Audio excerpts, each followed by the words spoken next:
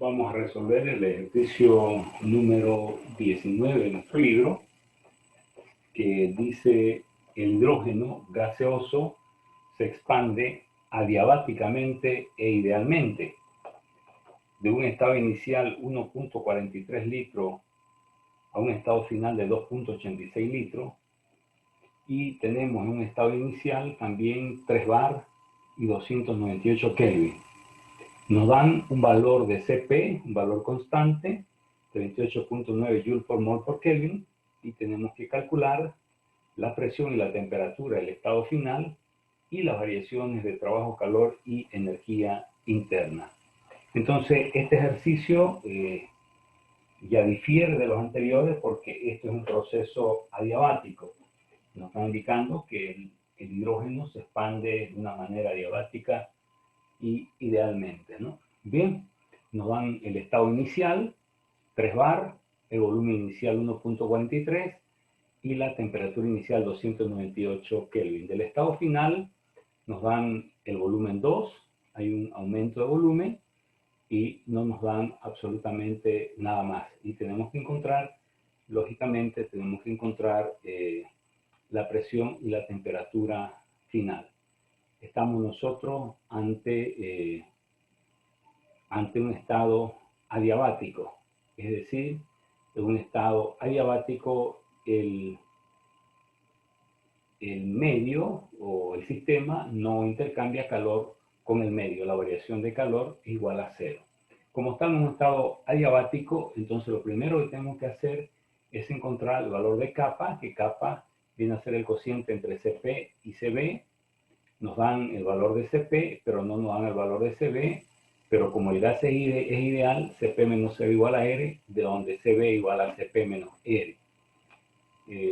Aquí sustituimos este valor en Cv, vamos a tener Cp igual, el valor de kappa igual a Cp sobre Cp menos R. Y el valor de Cp es un dato conocido, 28.9 Joule mol Kelvin, y el valor de R en Joule mol Kelvin es 8.314, lo que el valor de kappa nos da 1.4. Entonces aquí tenemos que preguntarnos si este valor de kappa está correcto. Si está correcto, el valor de kappa siempre tiene que ser mayor a la unidad, mayor a 1, porque Cp siempre tiene que ser mayor a Cv. Como estamos en un estado adiabático, las leyes clásicas de los gases ideales dejan de ser válidas, entonces en un estado adiabático hay otras leyes que son válidas. Como en este caso, presión por volumen a la capa es constante, lo que significa que presión 1 por volumen 1 a la capa igual a presión 2 por volumen 2 a la capa. De aquí nosotros vamos a encontrar la presión 2, y la presión 2, de acuerdo a esta ecuación, va a ser volumen 1 sobre volumen 2 a la capa por P1, y eso nos da una presión de 1.14 bar. ¿Qué significa? Que aquí efectivamente el volumen está duplicando, se está duplicando porque la presión está disminuyendo, hay una disminución de la presión. Entonces, si la presión está disminuyendo, la temperatura también tendría que disminuir. Nos vamos a esta otra ecuación que es del estado adiabático, donde la temperatura por volumen a la capa menos 1 es una constante, lo que nos indica que temperatura 1 por volumen 1 a la capa menos 1 igual a temperatura 2 por volumen 2 a la capa menos 1. De ahí despejamos la temperatura 2, que sería volumen 1 sobre volumen 2, todo a la capa menos 1 por T1. De aquí nos sale que la temperatura 2 es igual a 225.8 Kelvin. Entonces, como ustedes ven, la presión ha disminuido de 3 bar a 1.14 bar, y eso significa que la temperatura ha disminuido de 298 a 225.8 Kelvin, ¿no? Es lo que ha disminuido. Bien, como el proceso es adiabático, nos vamos a la primera ley, diferencial ley igual a calor más trabajo. El calor es cero por definición del proceso adiabático, donde el contenido energético es igual al trabajo. Entonces, el sistema desarrolla un trabajo, esto tomando la misma, o sea, esa energía para desarrollar el trabajo la toma del mismo sistema, de su contenido energético, de su energía interna. Por definición, diferencial E SB/T para un gas ideal, pero como el valor de Cb no lo conocemos, entonces sabemos que Cb va a ser Cp menos R, colocamos, sustituimos Cp menos R, donde Cp es una constante, R es una constante, entonces esto sale fuera del integral y vamos a integrar de un T1 a un T2. Realizamos la integral, vemos el valor de Cp, el valor de R, la temperatura final 225, la temperatura inicial menos 298. Como ustedes ven, 225.8 menos 298 nos da un número negativo, y eso es correcto. ¿Por qué? Porque el gas se está enfriando. Cuando el gas se enfría, el contenido energético es negativo. Pero es una expansión porque de 1.43 litros se va a 2.86, por eso que también el trabajo viene a ser negativo. Entonces encontramos el valor de delta E, menos 1486.3, y el valor de trabajo va a ser el mismo de menos 1486. Entonces de esa manera hemos podido encontrar las tres energías que nos estaban pidiendo. Vamos a pasar ahora al ejercicio número 20, donde dice, para un mol de un gas es válida esta expresión que tenemos acá. Para un mol de un gas es válida esta expresión, donde P está en bar y el volumen está en litros por mol, y también el valor de Cb es válido, este valor de Cb que está acá, que en su unidad, que son Joule, mol, Kelvin. Entonces nos indican, para un mol de un gas es válido lo que tenemos ahí, y la pregunta que nos plantean es calcular la variación del contenido energético cuando el volumen varía de 2 litros a 4 litros y la temperatura varía de 27 grados centígrados a 327 grados centígrados. Entonces nos están pidiendo a nosotros la variación del contenido energético. Tenemos un mol, el volumen aumenta de 2 litros a 4 litros, la temperatura aumenta, significa que ha habido un calentamiento.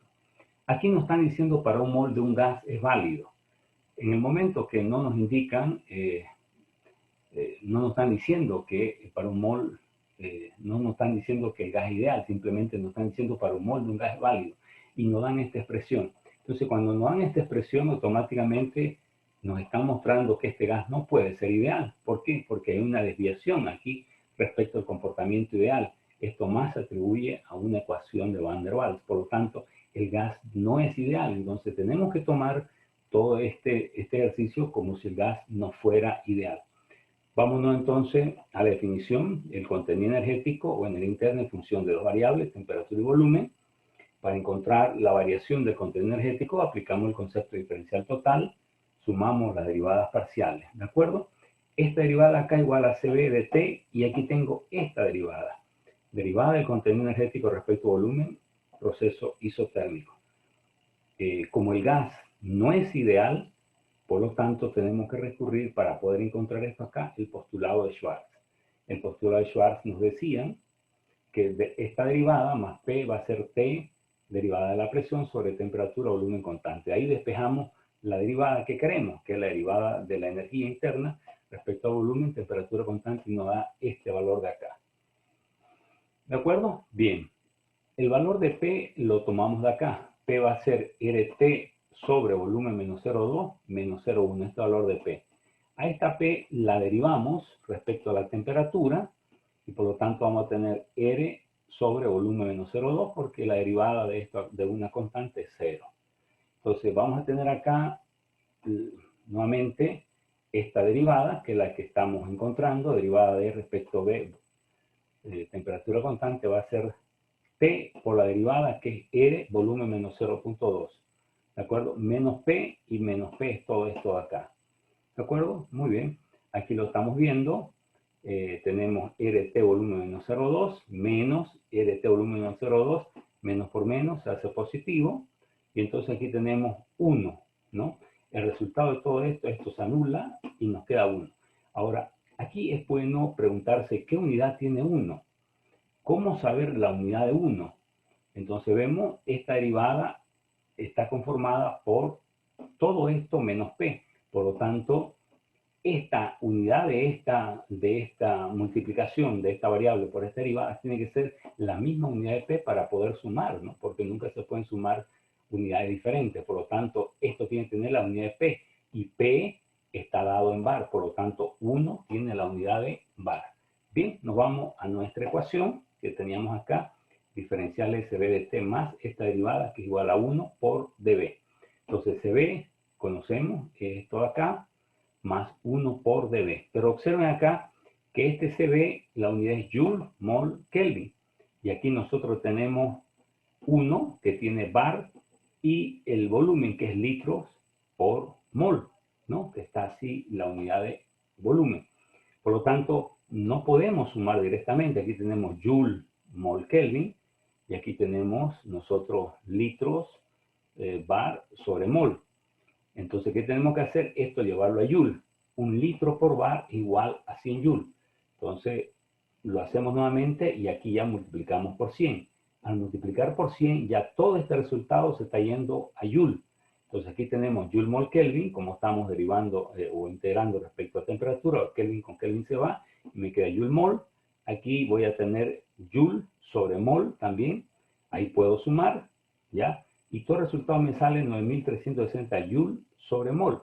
Pero como tengo un mol, porque dice que para un mol es válido, multiplico por un mol y el resultado me dice que la variación de contenido energético es 9360 Joule.